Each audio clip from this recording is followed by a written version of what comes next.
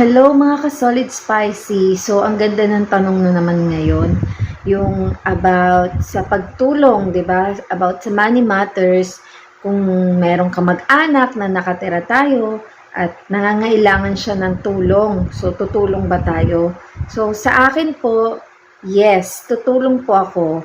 So, kung ano lang yung meron ako na budget, siguro maghahati kami para makatulong ako sa kanya.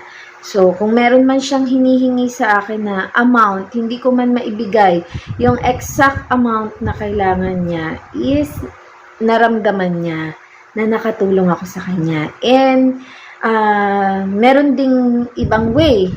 'Di ba? Meron naman tayong mga tinatawag na intangible. Ayan, intangible na way na makatulong tayo sa kanya. Tulad ng pakikinig, pagbigay ng panalangin sa kanya, pag-comfort sa kanya, sa kanyang problema. So, yun yung mga intangible na pwede nating ma-help sa kanya. And, another way is what's in your hand, diba? What's in your kitchen?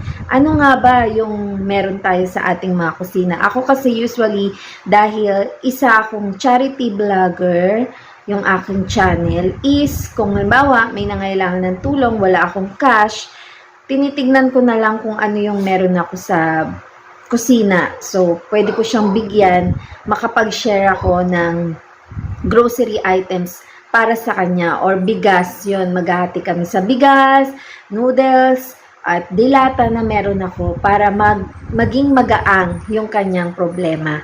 So, maraming salamat mga ka-solid spicy. Ayan, have a good day, good vibes lang, and share the love sa ating kapwa. God bless!